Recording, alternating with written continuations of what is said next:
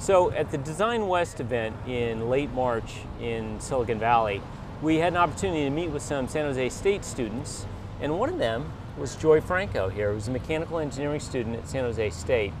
And Joy and Renee are involved in the Society for Women Engineers. And if you've been following Drive for Engineering, everywhere we can, we talk about the challenge of women in engineering. How do we get more women in engineering? How do we get all those smart young ladies who excel at math and sciences and then seem to hit a wall in college and high school for whatever reasons? How do we keep them engaged in engineering? And tell us a little bit about what your local chapter is doing to that end. So our section is definitely trying to increase those numbers by hosting a yearly event. It's called Wow, That's Engineering. We invite around 100 high school girls to come to the College of Engineering and partake in hands-on engineering workshops where they get to do things like building towers, building water filtration device, because a lot of them don't really understand what engineering is. That's very common for young women. That was the case for myself. And then, so Renee and I put that on. Yeah, I took the girls on tours of some of our labs to, understand what the instruments we work on, and the real applications for the problems that engineers solve. A lot of people in general, not just girls, don't know what engineers do and don't really understand how useful it is and how it's a growing field.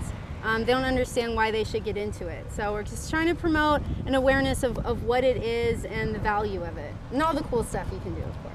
And so looking forward, you guys are trying to start a tutor program, right? Yes.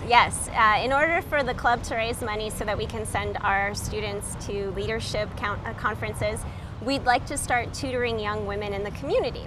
And we see it as an opportunity for companies to show their support for women in engineering by sponsoring the junior high or high school girls to come to San Jose State and be tutored and mentored by the great students in SWE.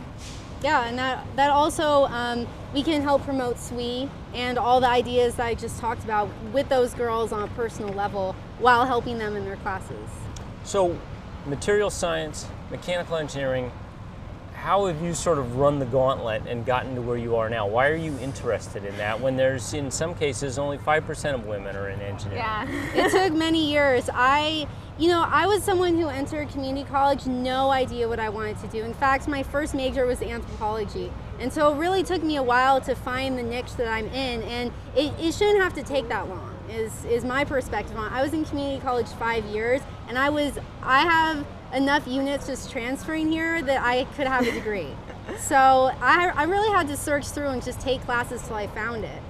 One of the problems that we hear on the road, anecdotal for sure, is that if you're a woman, a young woman, you may not be getting the kind of guidance that a young man or a boy would. In other words, you'll get guided into certain disciplines in college, even if you might have an aptitude for engineering. It's true, and I don't think it's malicious. I think that it's just that we have preconceived notions of what men and women do in society.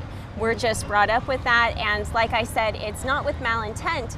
That's just how things have been for so long, that when people are mentoring us, they naturally impose their concept of what we should do. And so unless we're lucky enough to stumble upon someone who maybe has a counterintuitive or maybe a less common perspective, unless we come across someone who says, engineers create things. You don't have to be an art major to create things. You could be a mechanical engineer. We don't always know that there are other options.